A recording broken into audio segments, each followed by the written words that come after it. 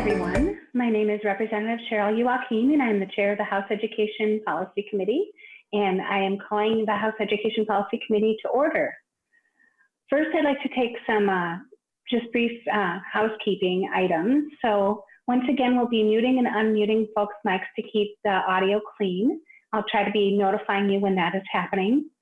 And then also, just like always, notify that you want to be recognized through the chair, either by raising your hand in the Zoom feature or pressing *9 if you're calling in. And then, or you can also email either Alyssa Fritz or Megan Ariola.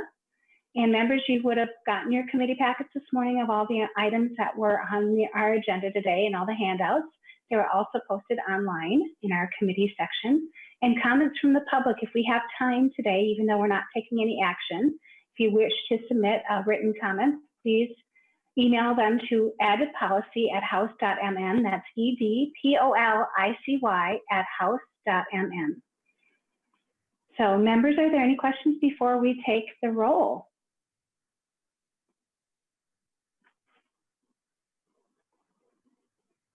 Seeing none, staff will now unmute all the microphones so that the CLA can take the roll.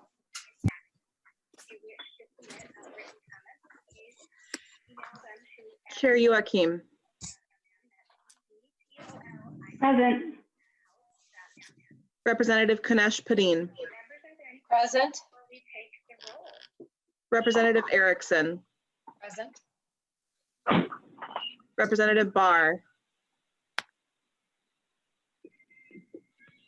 Representative Baker. Representative Bennett. Present. Representative Bierman. Present. Representative Christensen. Present. Representative Grunhagen. Present. Representative Hassan. Present. Representative Herr. Present. Representative Jordan. Present. Representative Mariani. Representative Moeller. Present. Representative Sandell. Present. Representative Scott. Representative Urdahl. I'm here. Representative Wozlowick. Present. A quorum is present. Thank you, members. A quorum is present. We are going to now take, we are now going to adopt the minutes from our last meeting on April 22nd. There's a copy of the minutes in your virtual meeting packets.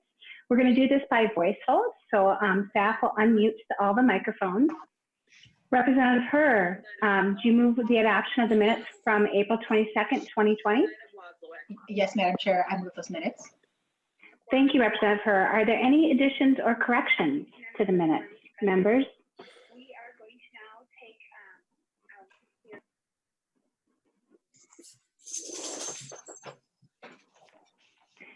seeing none, all in favor say aye. Aye. All opposed? The motion passes and the minutes for April 22nd, 2020 are adopted. We'll now pause for staff to remute the microphone.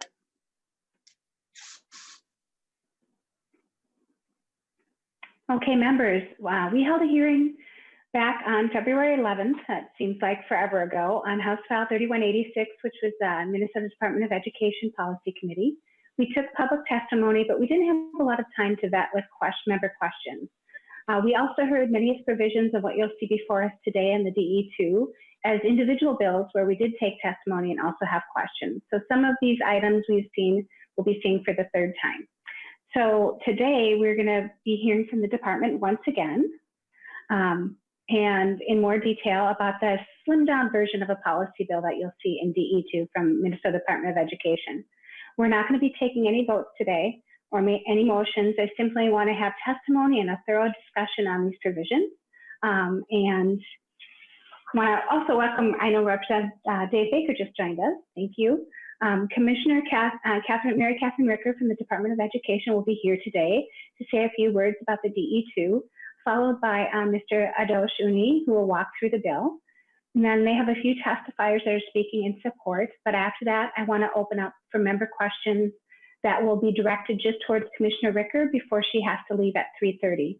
Then we have some other members, organizations signed up to testify.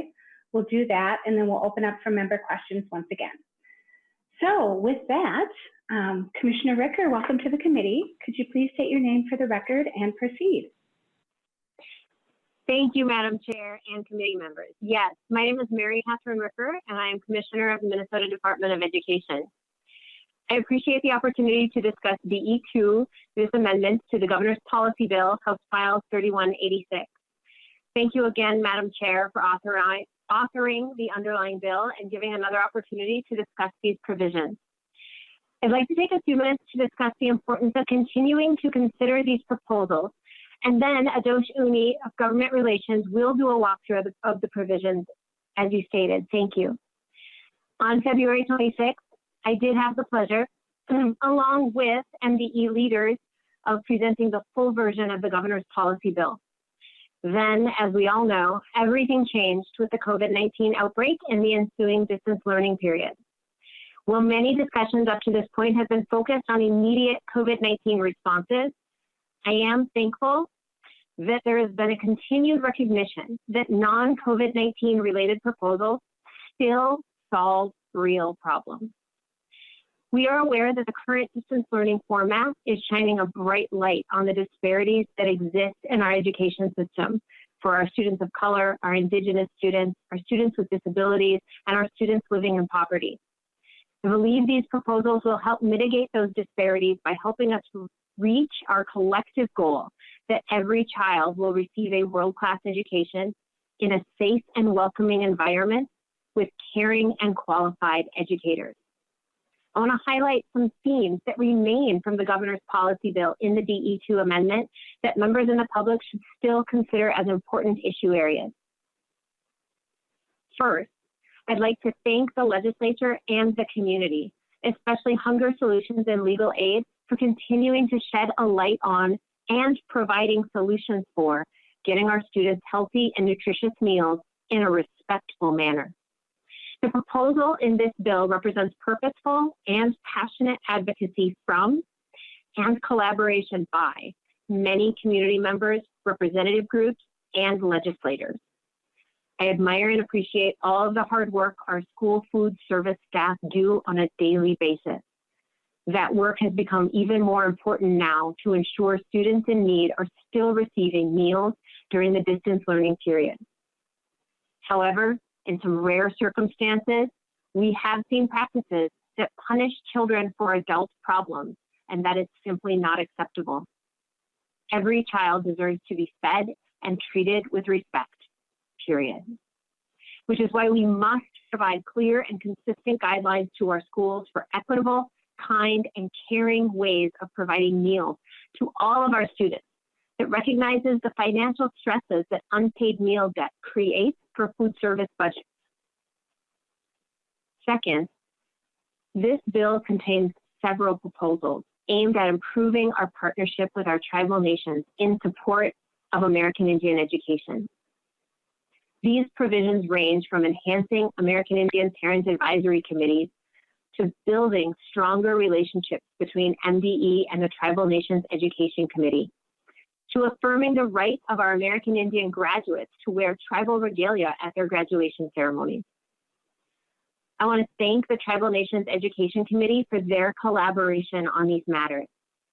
I echo Governor Walz and Lieutenant Governor Flanagan in their call to continue our commitment to collaborate with and consult our tribal nations on a regular basis. Third, I want to highlight the proposals that emphasize the needed supports and lenses we must look through to fully support our students from historically marginalized groups. Our communities continue to tell us that schools are not inclusive and culturally responsive spaces for all students, staff, and families. This lack of inclusivity and responsiveness is a contributor to Minnesota's opportunity gap, which I know all members of the committee are keenly aware of and concerned about. I want to recognize the work on these proposals by the Coalition to Increase Teachers of Color and American Indian Teachers. Their work has been crucial to creating programs currently underway and spurring conversations about future possibilities. These proposed policies emphasize inclusive and respectful teaching, learning, and working environments for all students, families, and school staff by updating statutes around the world's best workforce, achievement and integration, and teacher and principal development and evaluation. Finally, we must recognize the true picture around student discipline. Hidden from our view are instances when families agree with schools that their students should voluntarily withdraw to avoid a more formal, on the books, and quite frankly, harsher punishment like expulsion. While I recognize the impetus for these agreements, I strongly believe that they hide inequalities in our education system. The Solutions Not Suspensions Coalition has been instrumental in championing next generation restorative practices, de-escalation, and inclusionary policies, including tracking pupil withdrawal agreements.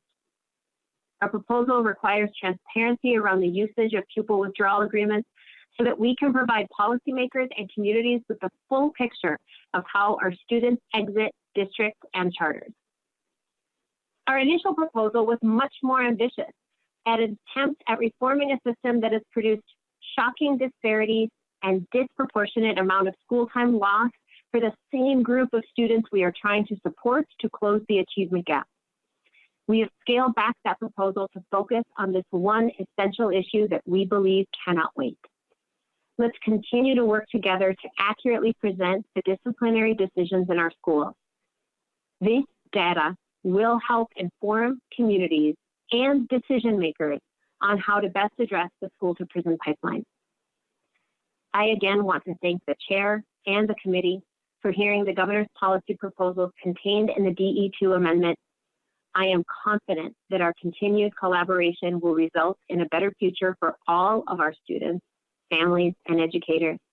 Madam Chair and committee, thank you very much. Thank you, Commissioner Ritter. Mr. Uni, would you like us to state your name for the record and walk us through the bill? Madam Chair, members, thank you. My name is Oceany, Government Relations with the Department of Education. I will be walking through the summary document that the department has provided the committee and I believe is included in your packets. You'll note, and I won't note this for each provision, but after the end of each provision, we've noted which bill that specific proposal has appeared in, including the chair's Bill 3186, as well as several other bills that were heard in committee. With that, Madam Chair, I can begin with Article 1. Article 1, Section 1 is a proposal that provides flexible language in Chapter 13 that allows but doesn't require school districts to share data on tribally enrolled or descended students with tribal nations. Section 2 requires the commissioner to consider advice from the Tribal Nations Education Committee when setting standards. Sections 3 and 4 seek to create school environments that are culturally responsive, inclusive, and respectful learning and work environments for students, staff, families, and community. And this modifies the World's Best Workforce Statute. Section 5 does the same, except by modifying the achievement and integration statutes. And that concludes Article 1. Article 2, Safe and Nurturing Schools for Every Student. Section 1 discusses requiring transmitted education records when they to include when a pupil withdraws. Section 2 defines a pupil withdrawal agreement. Section 3 clarifies that a school district or charter, when complying with its responsibility to not dismiss a student before providing alternative programming, shall engage in the pupil withdrawal process. Section 4 requires a school to report on pupil withdrawal agreements to the department.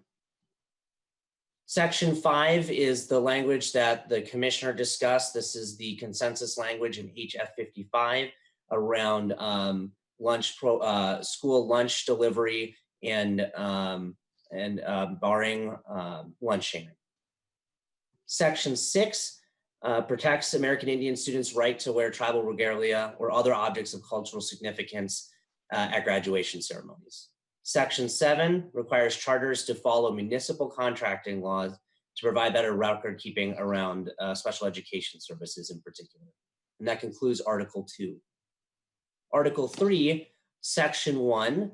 This section sets a statewide goal of 2 percentage points per year for increasing the percentage of teachers of color and American Indian teachers. Sections 2 and 3 require teachers to be evaluated on cultural responsiveness as part of the teacher development and evaluation statutes. Section 4 allows tribal contract schools to receive finance training from the Minnesota School Boards Association. Section 5 requires principals to be evaluated on cultural responsiveness as part of their evaluation process.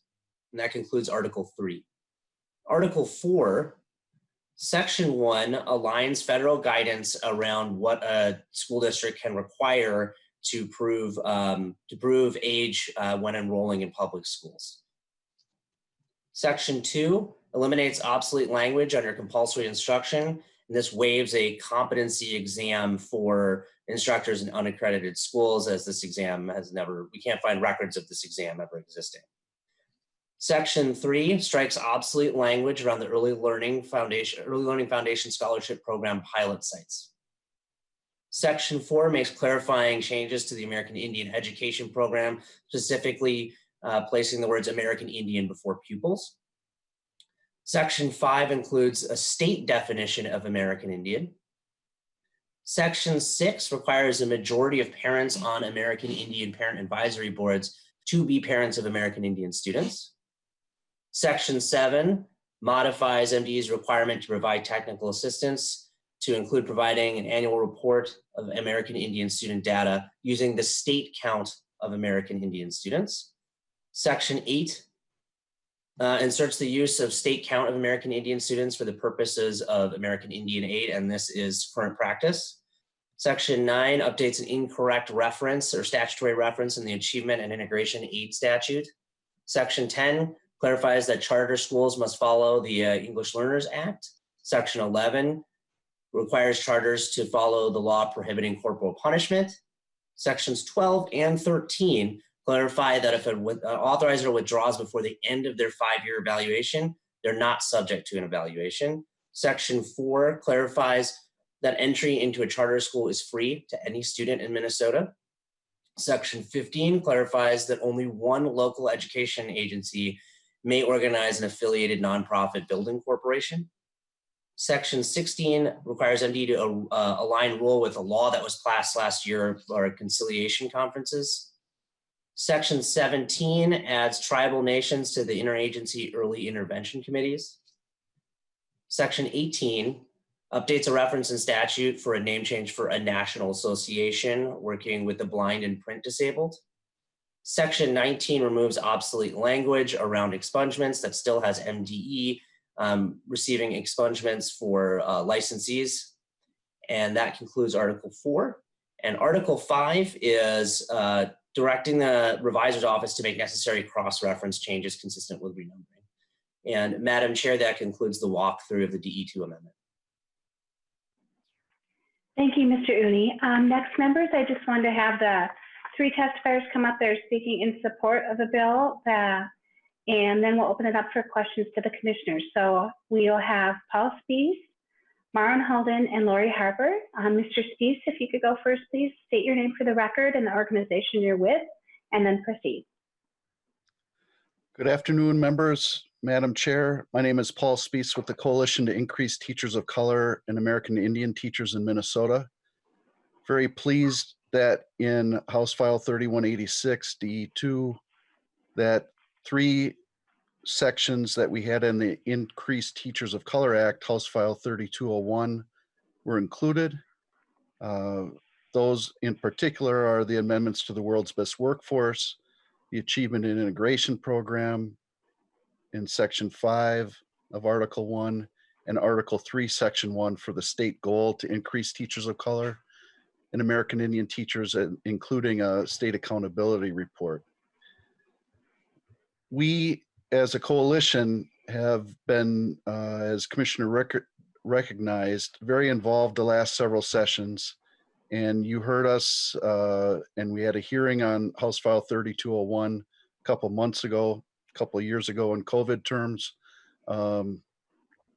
And it is all about trying to solidify the investment that we're making in trying to increase teachers of color, American Indian teachers, and close opportunity gaps for our students. One of the big problems that hasn't been addressed in the past has been the issue of retention of teachers of color. And by creating inclusive and respectful learning and work environments, not only are we closing opportunity and achievement gaps for students, but we're doing so to help create a better environment to retain our teachers of color. So we've been working the last 3 years and building consensus with a wide range of stakeholders. We've been partnering with the state ethnic councils and Indian Affairs Council. They've been great partners to help lead this effort, as well as all the major education and community organizations, 50 of which have endorsed our bills. So we're very confident that you can go into the end of session feeling like all of that background work to get a bipartisan agreement on these provisions is very solid and will help Minnesota's schools and students and teachers. These proposals are also very aligned with the Reimagine Minnesota proposal and research that many of you know about with the Association of Metropolitan School Districts and area superintendents. Finally, I'd like to say that we support Article 1, Section 2 on standards development for including tribal nations, Education Council, the graduation ceremonies provisions in Article 2, Section 6, as well as Article 3, Section 2, 3, and 5 about culturally responsive evaluations for teachers and principals. We also agree with the positions of the Solutions Not Suspensions Coalition. So we really appreciate your inclusion in this bill 3186. We hope you act to approve it as a committee and move it on forward in the process the remainder of this session. Thank you for your time and consideration. Thank you, Mr. Spees. And I want to welcome Representative Scott and Representative Mariani. And I forgot to make an announcement. I'm trying to have testifiers try to keep it under 2 minutes so we have enough time for questions. So Ms. Holden, would you like to go next? Please state your name for the record and the organization you represent. Sure. Thank you so much, Chair Youakim. Chair Youakim and members, my name is Maren Holden. I'm an attorney with Legal Aid, which includes the Minnesota Disability Law Center. Legal Aid is also a part of the Solutions Not Suspensions Coalition. And I'm happy to be here today to talk about the inclusion of the provisions that would define and require reporting on pupil withdrawal agreements. In my practice representing students with disabilities on school issues, I saw these agreements fairly frequently where districts would propose pupil withdrawal agreements in lieu of expulsions, whereas expelling a student requires the district to hold a hearing, which is appealable.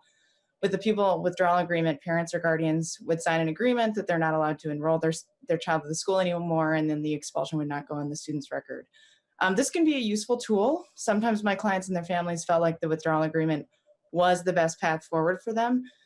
But I did often find that my clients and their families didn't truly feel like they had choices about whether to enter into these agreements, or they didn't fully understand the ramifications of them. In early March, this committee held a hearing on this as a standalone bill, and parents of students who had experienced this testified, and administrators from Venture Academy also testified, noting that their school sees an influx of mid-year students enrollment without a lot of data on where these kids are coming from and how the school could best support them. You know, I think pupil withdrawal agreements are in effect a form of student dismissal, and they're really more serious than a suspension. And so Solutions Not Suspensions believes, and I believe, that they should be counted and reported like other dismissals. When we don't do that, we're missing out on a lot of data about this practice, how often it occurs, how the demographics break down of the students entering into them, and kind of what the underlying student behaviors are. And so collecting this data, as is included in Article 2, Sections 2 through 4 of this bill, would help give educators, parents, and stakeholders the information that they need to serve students better. So I hope that you will support this bill and that provision. Thank you. Thank you, Ms. Holden. Next, we have Ms. Laurie Harper. Could you please state your name for the record and your organization and proceed? Good afternoon. I'm Laurie Harper. Good afternoon, Madam Chair and committee members. I'm the Director of Education for Leech Lake Band of Ojibwe in North Central Minnesota. I'm also a committee member of the Tribal Nations Education Committee, also known as the TNEC. I am also the president of the Tribal Education Department's National Assembly. It's a national coalition on tribal education departments. As a tribal ed director for Leech Lake Band of Ojibwe, we've been following equity in education for quite a while. And really what these changes are and what MDE has been striving to do is about a matter of equity and inclusion. Educational equity is the condition of justice, fairness, and inclusion in our systems of education so that all students have access to the opportunities to learn and develop to their fullest potentials. The pursuit of educational equity recognizes the historical conditions and barriers that have prevented opportunity and success in learning for students based on their races, income, and other social conditions. Eliminating those structural and institutional barriers to educational opportunities requires systemic change that allows for distribution of resources, information, and other support depending on the student's situation to ensure an equitable outcome. Equity is different from equality. Equity is a principle that is based upon justness and fairness, while equality demands everyone be treated at the same level. MDE has been leading for educational excellence and equity, meaning every day for everyone. On the access to data issue, this is definitely something that the Tribal Nations Education Committee and TEDNA, the Tribal Education Department's National Assembly, has been advocating for. So I'm advocating at a state level and at a federal level for equitable access to data when it comes to our students. We know that when we have access to data, that it becomes a tool for us to help us assess what is working and what is not working, so we don't continue to repeat the same mistakes over and over again. And then that's everything that I have right now. Thank you. Thank you so much, Ms. Harper. Members, as I said before we move on to further testimony for those who signed up, I'd like to open the floor for some questions for the commissioner before she has to leave. And so far, I have Representative Urdahl on the list. Representative Urdahl. Thank you, Madam Chair. Can you hear me all right? Yes, we can. Look, I've been having a little trouble today, so I'll call you back on the phone. But first, I think there are a lot of good things in here. I think the emphasis on the culture is good. Looking at the world's best workforce, there are some important things there. I have a question though on the world's best workforce. There's some things in there having to do with maybe knowing a little. And I was informed that it was kind of a hands-off area.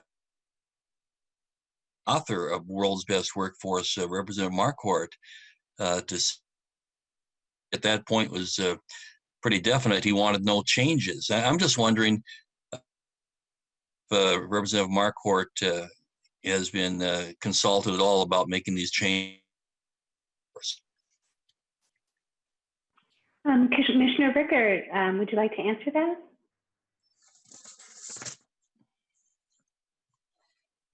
Thank you, Madam Chair and Representative Urdahl. I definitely appreciate your question, and I appreciate the opportunity to address the proposals and the priorities we have here.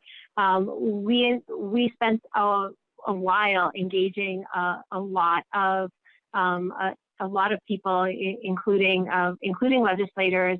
I know we've had conversations with Representative Marquardt, and I know we've had conversations with like community members and other organizations who care a great deal about some of the changes we've prioritized in front of you today.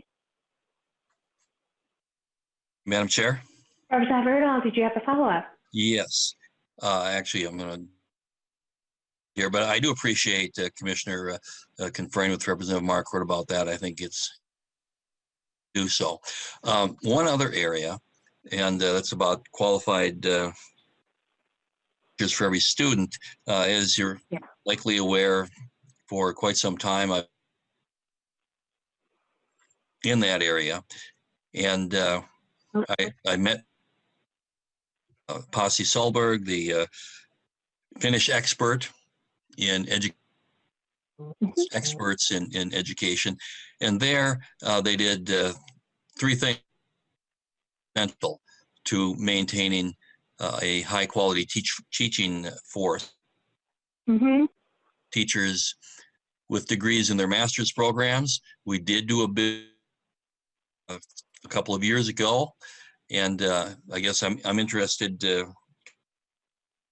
if there's been any tracking to know, do we have an increase in the number of master area? The second 2 areas that that were essential were mentoring and student teaching. They have in Finland a student teaching program, and I tried to do some things with that. We did a pilot program ago. Mentoring, getting a consistent mentoring program is important. But I think we've had some COVID-related problems with getting that forward. Master's degrees, mentoring, student teaching. Have you considered implementing any of those in more into the qualified? Before you answer, Commissioner Ritter, members, can you make sure and testifiers that you have your mics muted when someone else is talking? Background noise is making the audio cut in and out. So Commissioner Ritter, go ahead. Yes, thank you, Madam Chair and Representative Urdahl.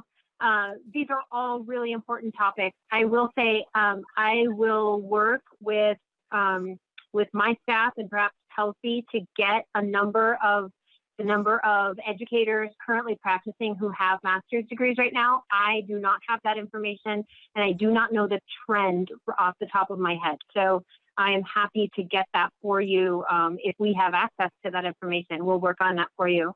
Again, oh, go ahead. I'm sorry. In their content. Representative Urdahl, can you hold off until she finishes?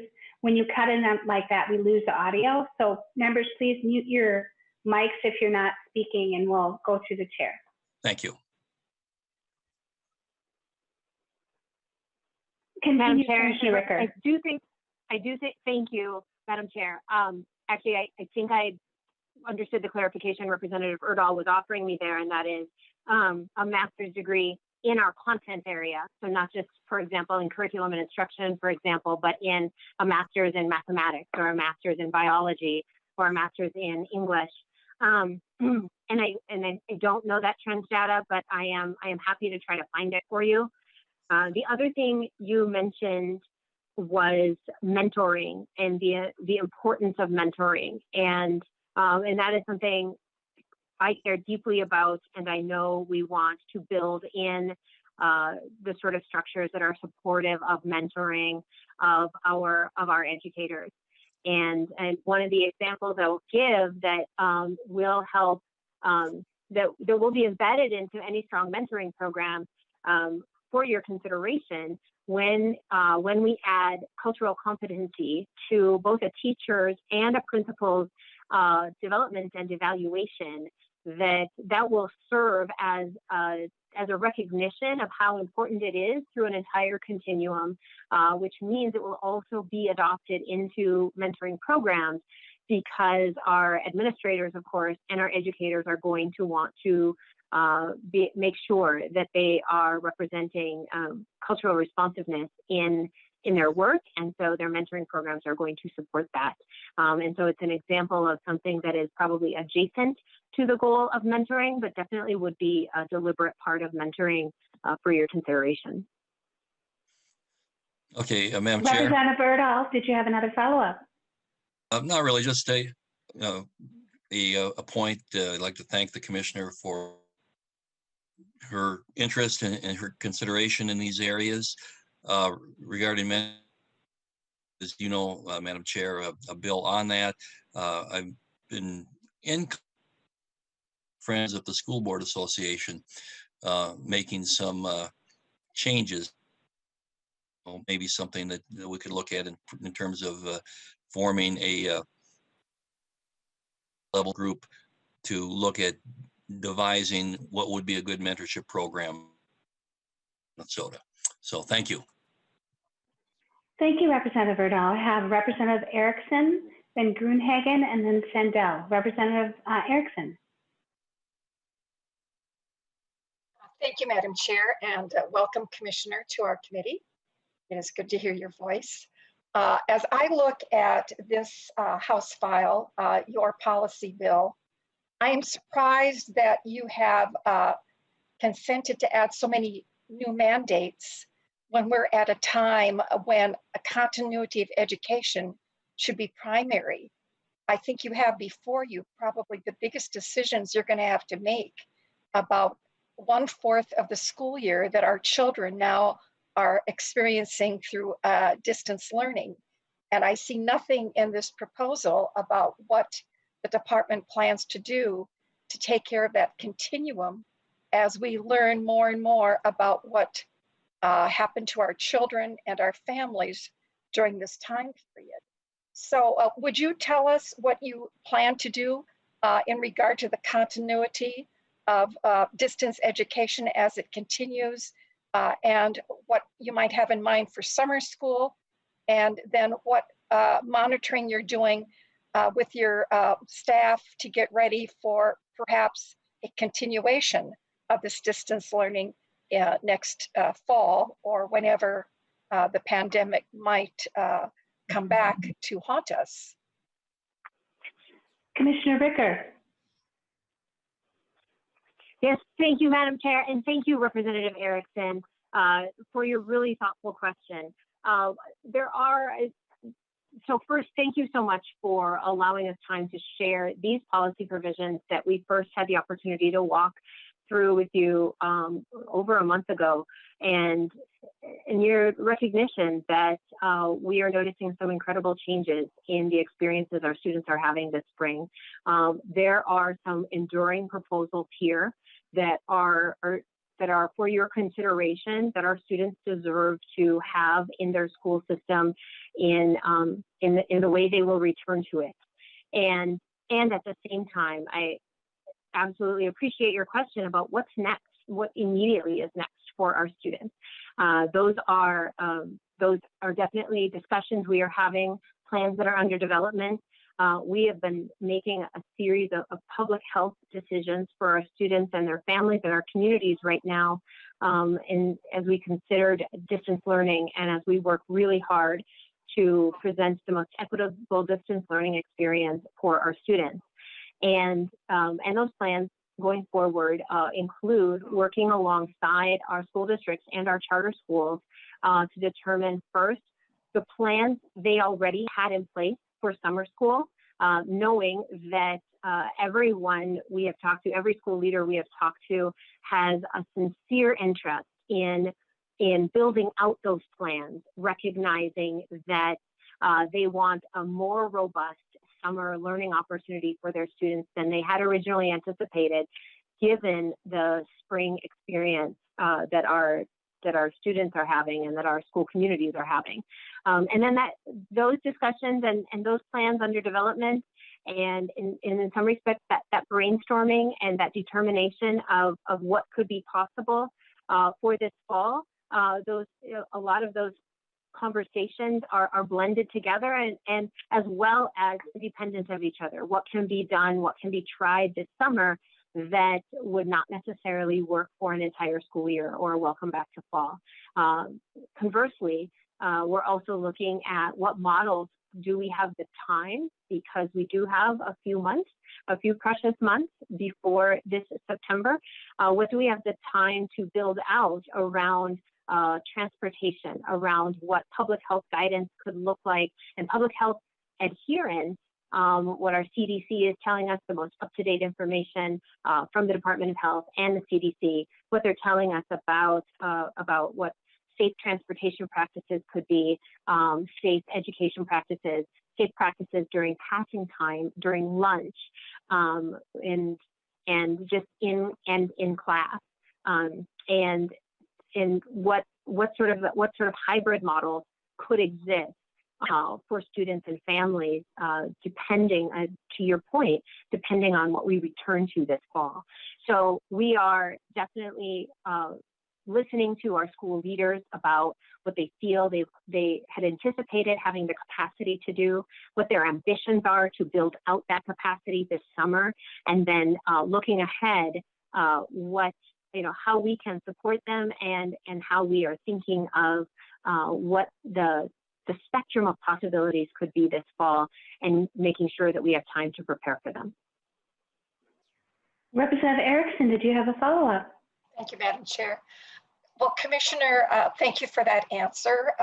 I know that school districts are very concerned about the future, as are our charter schools. But there's an expansion of your duties in this proposal. And I'm wondering, do you have money in the budget to cover everything that's required of the department in the 3186 policy bill? Commissioner Ritter. Madam Chair, Representative Erickson, thank you very much for asking. Our staff has done a very careful discernment of this policy bill moving forward, and we are comfortable supporting our school communities with this work. Representative Erickson, did you have any more follow-up before we move on? Thank you, Madam Chair. Commissioner, because we now have cultural competency training, and we also have, of course, in statutory language that was created by Representative Mariani and then expanded by me a few years after that. Why is it that we need to have in the world's best workforce this cultural relevancy or the ethnic studies when teachers are being trained, and so are candidates, in cultural competency? And then the statutory language requires that there is the ability for educators and families to interact and understand situations that might occur because of language, because of socioeconomic, or because of culture. So why this great expansion of the world's best workforce when that's going to mean that teachers are going to have to take a lot of extra time that maybe they don't have? They have gone through a training. So I'm confused by why all of this addition to the world's best workforce, and also changes to teacher evaluation, when I think our teachers are really going to have to concentrate, for the most part, on making sure the children are caught up after this time away from their classrooms. I know parents are doing a good job. Teachers are trying really hard. But this is going to really be different for our children when they return. And our focus needs to be on ensuring that we have educated them to the best of our ability. And I think that means we have to have fewer new proposals in law and fewer mandates, and concentrate on how do we ensure that our children, and I think of K2 in particular, what are those poor children doing, to get ready for the basics that they're going to face in third grade. Third grade is a very difficult grade to position yourself for as a little one, because that's when there's more accountability. So I'm frustrated by this. I know that, there are some good proposals in here that could come in the future perhaps, but not now when we need continuity of education because of the pandemic and because our children are away from that which really in the end they love the most, and that's their classroom, their teacher, and their friends. So please respond to that, Commissioner, because I don't know why you want to go forth with so much new stuff when we really need to focus on getting our children to where they need to be so they have a great future ahead of them as they go from grade to grade. Commissioner Ritter, if you'd like to respond to that, and then I'm going to move on because I know that you have to leave us soon and there are other members that have questions. Yes, thank you, Madam Chair. And thank you, Representative Erickson. I am so grateful for everything you have shared. And I am really grateful for you sharing your frustration and for this opportunity to have this conversation with you and respond. So thank you so much for asking. First, I just want to recognize the work you pointed out that Representative Mariani and you did preceding this. And I really appreciate that work because I actually think in many respects, the order of operations was that work helped prepare us for the opportunity to make sure that the next natural step in cultural responsibility would be recognizing it in the breadth of an educator's professional experience and professional practice, both those of our teachers and of our administrators. And so having that introduction and for your consideration today and in this bill also becomes a very contemporary message we are sending during the distance learning period.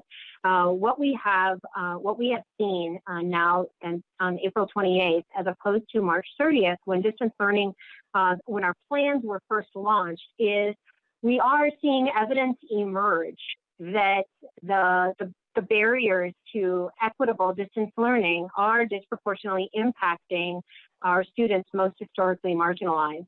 And so actually, as our students continue into this next phase of distance learning, our commitment is to make sure that we are better serving our school communities, to make sure they are building and maintaining relationships and supporting a student's well-being, and making sure they are recreating those safe and welcoming spaces for students in that distance learning setting that they so carefully created for students in their brick and mortar settings. And an important part of that is that cultural responsiveness and that ability to be able to be the educator and be the administrator who recognizes the disproportionate impact and then takes responsibility to do something about it. And so introducing these for your consideration become the natural next step for how we will make sure that we create equitable distance learning practices, as well as using the evidence we're getting from distance learning to determine how best to meet the needs of students as we are seeing that disproportionate impact in these more robust summer school programs and next fall. Thank you, Commissioner. Next, we have Representative Gruenhagen. Hear me? Can you hear me? Yes, we can, Representative. Yes, okay, thank you, Madam Chair, and also Commissioner, for the work that you do. I kind of identify, especially with Representative Erickson's final comments there about the continuity and the changes the students are already going to see. But I would come at it from a little bit different perspective. I got two questions. First one is pretty simple. Had the Administrator Association and MSBA weighed in on this bill? Commissioner Ritter. Madam Chair, Representative Gruenhagen, I do not have a list of testimony or comments in front of me. I'm sorry. Okay. The other comment, Representative Gruenhagen. Oh, thank you, Madam Chair. The other thing I'd say is one of our staff members did some studies on the MCAs from, again, I've got it at my office and I'm back here in Glencoe right now. from 2015, I think, till 2019. And both reading and math scores have dropped from 2015 to 2019 across the state. So one could argue that the laws that we passed in the last several sessions have done more damage than good in terms of academic performance. And I think this bill is trying to address the achievement gap, which has been around probably even before I was elected to the legislature back in 2010. And we put a lot of money and a lot of laws on top of it, it still isn't improving. So when I look at this bill, although I see some good provisions, I think that it's just another step that's going to do more damage than good to the students. And I think we should leave well enough alone and concentrate on trying to raise the academics of the students. Any response? Commissioner Ritter. Thank you, Madam Chair and Representative Groomhagen. Thank you so much for asking me that and for pointing that out, is that we are working really hard to meet the needs of our students. And the strongest teaching and learning conditions meet the academic needs of students, the social emotional needs of students, and do so in a safe and welcoming environment. And those things work in concert with each other. And there are provisions here for your consideration that create safer, more welcoming environments for our students so that the academic work we're doing is that much more impactful. And there are provisions here that also address the socially emotional work we want to do on behalf of our students so that our work is more impactful. And making sure that we have the strongest teacher and principal development and evaluation systems possible is also another way of raising the ways we are meeting academic needs of our students. And so we see those things happening in concert, that we are meeting their academic needs, their social emotional needs, and doing so in a safe and welcoming environment. And these proposals for your consideration see that work happening in concert and not in isolation. Thank you, Commissioner. I have, Representative Gruenhagen, quick follow-up, but I've got yeah, just on the follow up, and it won't be a question, just statement. I think, I did jail minister for 13 years, and one of the things that's problems in jail is most of the prisoners can't read decent. And I did it for 13 years. So if you teach good, strong academics, a lot of the social, emotional concerns and attitudes will be better when they do well academically, okay? So I think you're trying to do something social and emotional, which can best be served by having a strong academic program in a disciplined classroom. Thank you, Commissioner and Chair Youakim. Thank you, Representative Gruenhagen. I have Representative Mueller has a quick clarification. Then we'll go on to Representative Sandell and then Representative Mariani, and then we'll have to let the Commissioner go. But MDE will be here for follow-up questions. Thank you, Madam Chair, and thank you, Commissioner. I do have a quick follow-up question. I was just looking at the effective dates on the DE, and it looks like Article 3, the qualified teachers for every student provision, does have an effective date of July 1st, 2022. So that looks like a little bit farther out than some of the other effective dates. And I just wanted to get your feedback on that, if that provides the department with some additional time needed to implement these changes. Commissioner Ritter. Thank you, Madam Chair, and thank you, Representative. Yes, as the department looks at the work we would do in our school communities to make sure that we put things in place, we are comfortable with that timeline at this point. Thank you. Representative Sandell. Thank you, Madam Chair, Commissioner, and Mr. Spees. I agree with you and with most others on our committee that we need to encourage more young men and women of color to become teachers. I think Commissioner Ricker suggested that our goal might be 2% of increase. I wonder if you could tell me how many individuals that represents, and how we would increase our number of teachers of color over a period of time, by that number, considering the problems we're having with attrition. The other question is, does the number of teachers that we're preparing in teacher preparation programs around the state meet that number? So how many people do we need? How many people are we preparing? Commissioner Ritter. Thank you, Madam Chair, and thank you, Representative Sandell. I will get back to you about the number of teachers we currently have in teacher preparation programs because I do not have that information with me right now. So I can get back to you about that. But I also want to thank you for recognizing that two or more things have to happen at the same time for a very modest increase of 2% a year, which is why we are proposing that we partner with PELSB to regularly produce a report that all of us can use to improve our work. And that is, first, we need to attract people into preparation programs to help diversify the teaching profession. And we need to keep them in those programs and make sure they're successful so that they can get jobs in teaching across the state.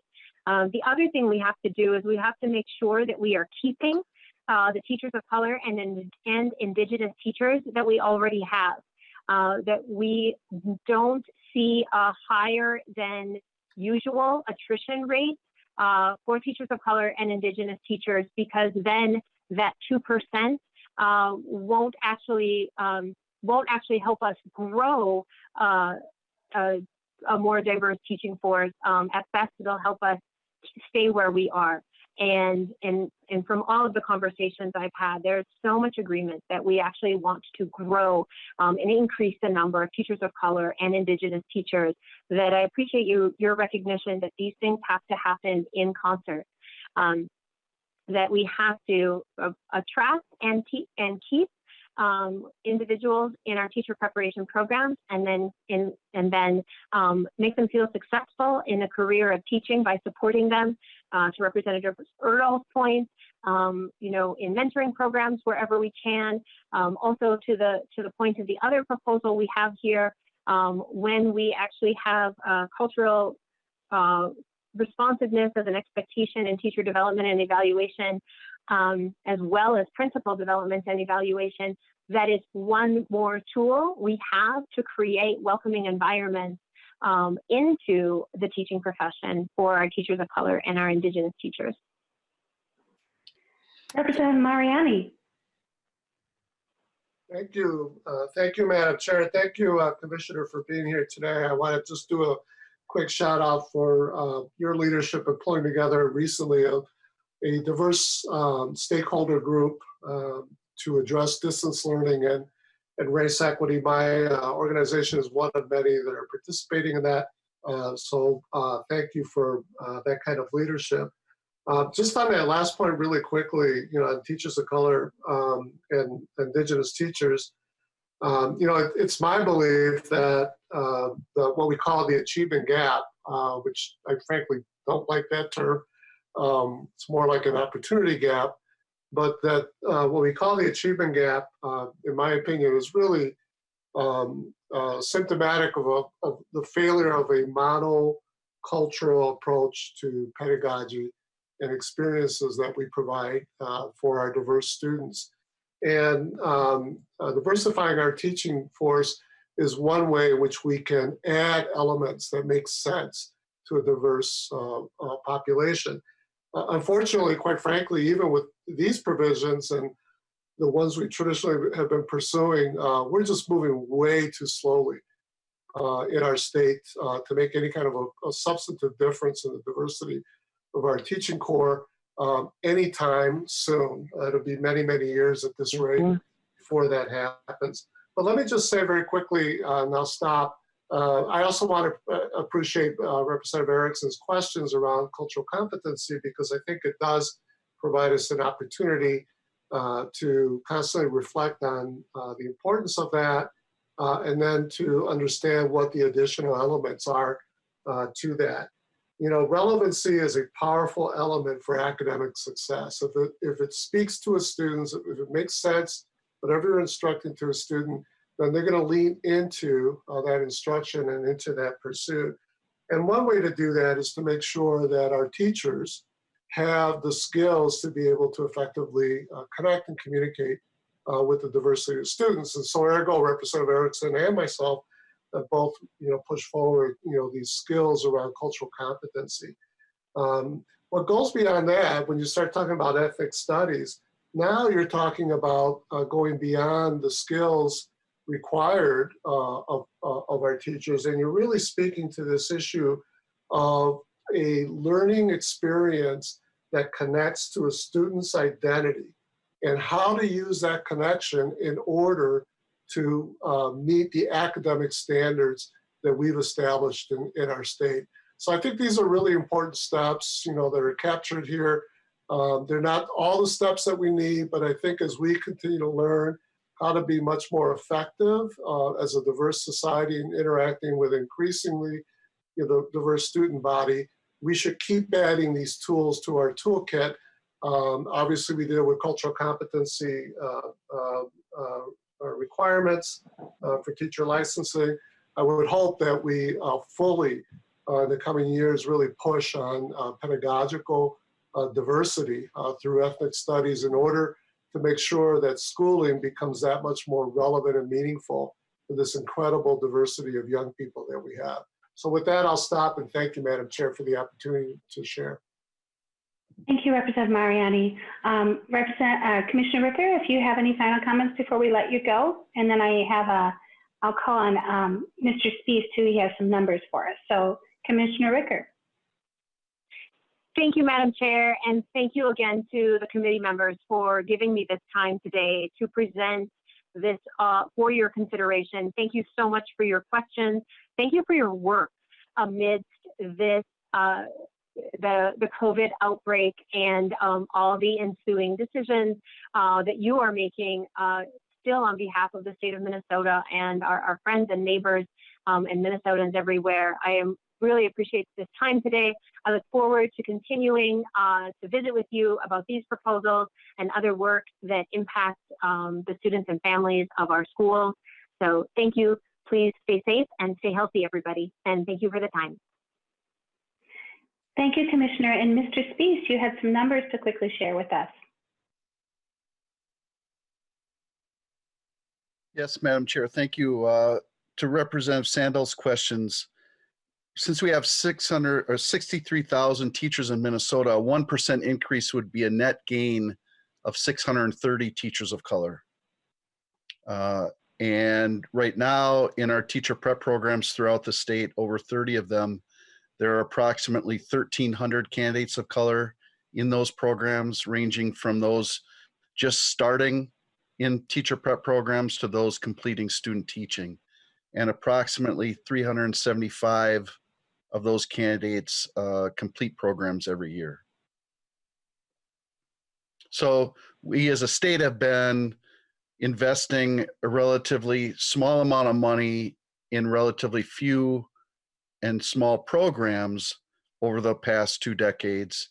And that's kept us afloat at 4% for 2 decades, teachers of color, American Indian teachers, while the percentage of students of color, American Indian students, has increased from 24% to 34% in the last decade.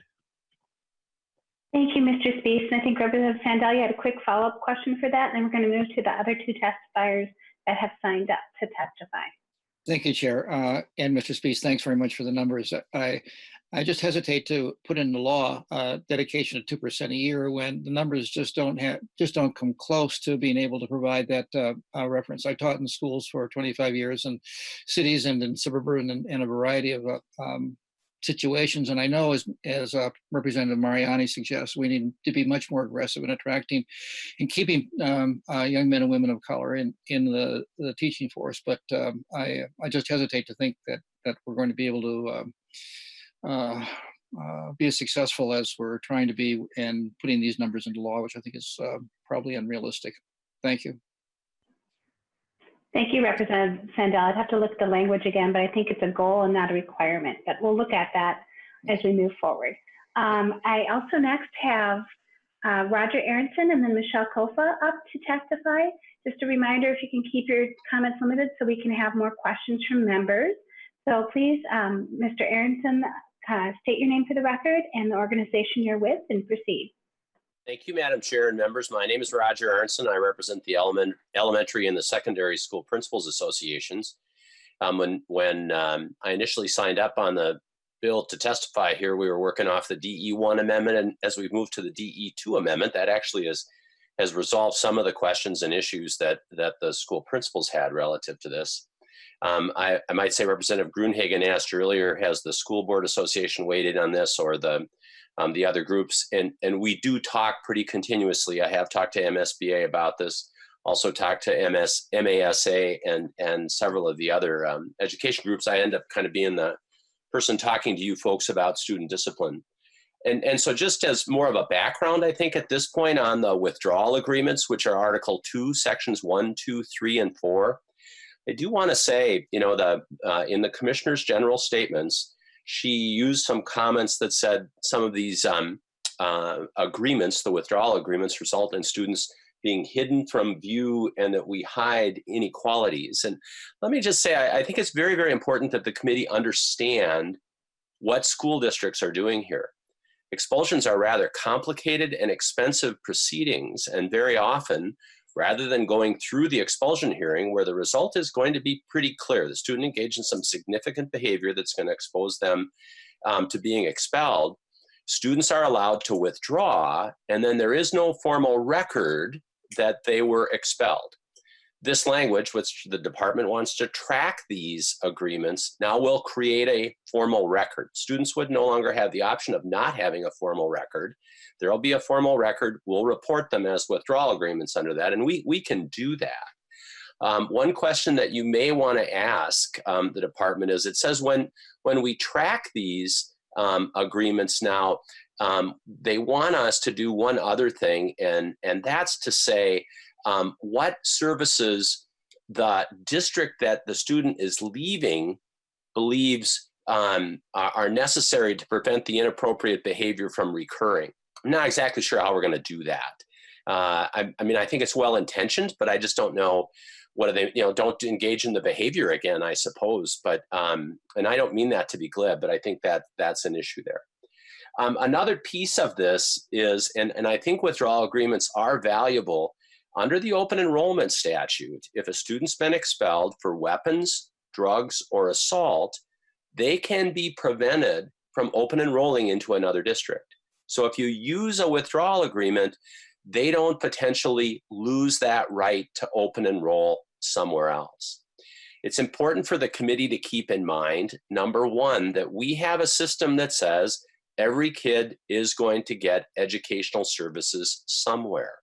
The fact that a student is expelled does not mean that they lose the right to continued education services. In fact, it's very clear under Minnesota law and the statute that if we expel a kid, we still have to provide educational services to that student. So I think that we need to keep that in mind. Then the other piece is, and I would have you take a peek at the existing language that's in subdivision 1.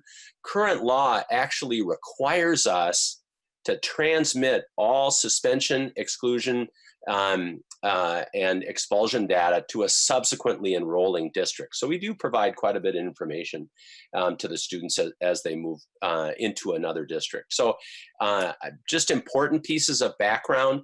I don't think there's any mischief or ill intent on the part of school districts when we use these devices.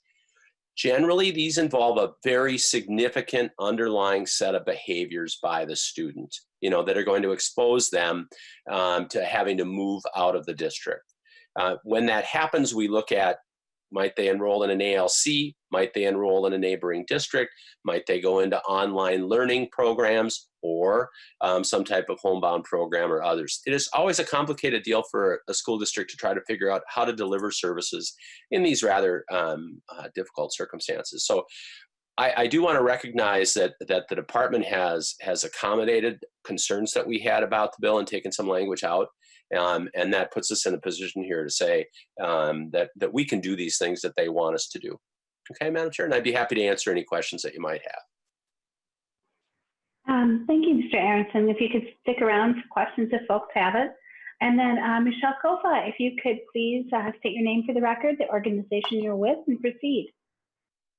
Good afternoon, Madam Chair, members of the committee. My name is Michelle Kofa, and I'm the policy manager at Ed Allies, an advocacy organization that works to advance educational equity and remove barriers so all Minnesota students can receive a rigorous and engaging education. First, I'd like to say thank you for not including language that would have removed pathways to permanent licensure for teachers who have demonstrated effectiveness for the last 3 years on a Tier 2 license.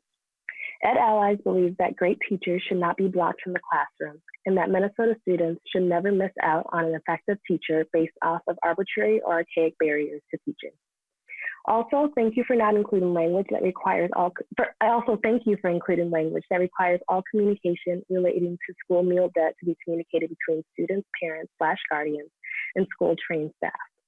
We hope that this will put an end to lunching practices in our state schools.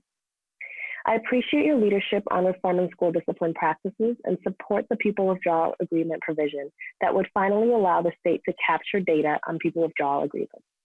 Pupil withdrawal agreements are often used for schools to sidestep expulsions, but very little information about the practice is used to know. But very little information about the practice, and it is used to know. So it's important that we finally collect and report this information. We do, however, have some concerns with suspensions and expulsions for 3- and 4-year-olds still being allowed in our current school system. I understand that in earlier versions of the governor's priorities, putting a ban on suspensions and expulsions for our youngest learners was included. We hope that the governor and the legislator will continue to work to make sure our 3- and 4-year-olds who are 3 times more likely to be expelled than our K-12 students are never dismissed from Minnesota school again. An additional concern or question of clarification is around the affiliated nonprofit building corporation provision in the bill. This provision would change statute to read only one local education agency charter school may organize an affiliated nonprofit building corporation. It is still unclear if multi-site charter schools or schools that are wishing to expand are considered one local education agency. It is important not to create operational barriers for high quality charter schools that wish to expand. Madam Chair and members of the committee, thank you for your leadership on this bill. I hope this committee can continue to support non-exclusionary discipline practices and support the expansion of high-quality charter schools. Thank you for your time, and I'm happy to answer any questions the committee may have. Thank you. Thank you, Ms. Kofa. Members, that's all we had for folks signed up to testify. So I'd like to open it up to member questions.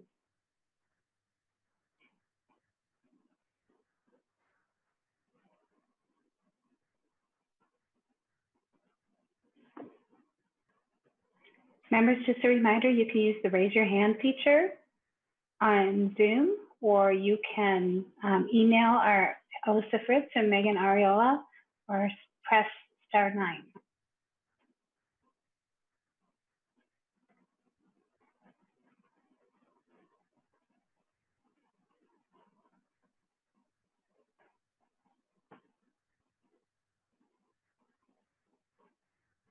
Members, this is your chance to have questions answered on these provisions before we include them in a policy bill.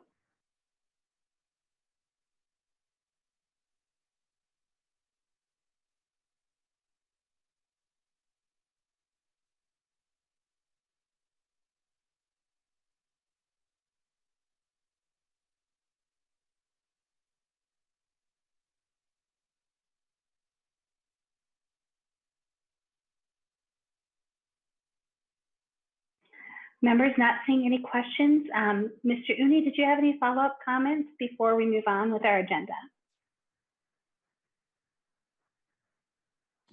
Madam Chair, no comments, just a thank you to you, the chair, and the committee again for hearing these provisions. I'll just echo many of the commissioners' comments, and that we are trying to address needs and supports that are there now and will continue to be there when we emerge from this COVID-19 pandemic. And so we just appreciate all the consideration for these provisions.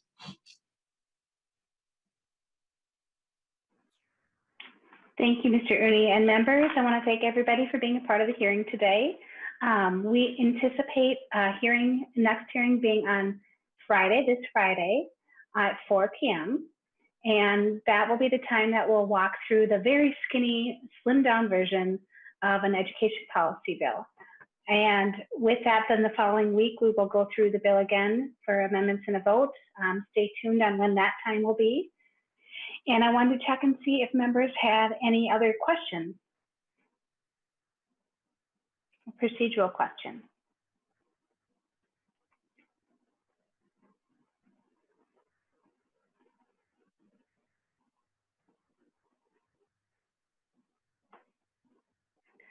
Seeing none, members, that concludes our business today, and the meeting is now adjourned.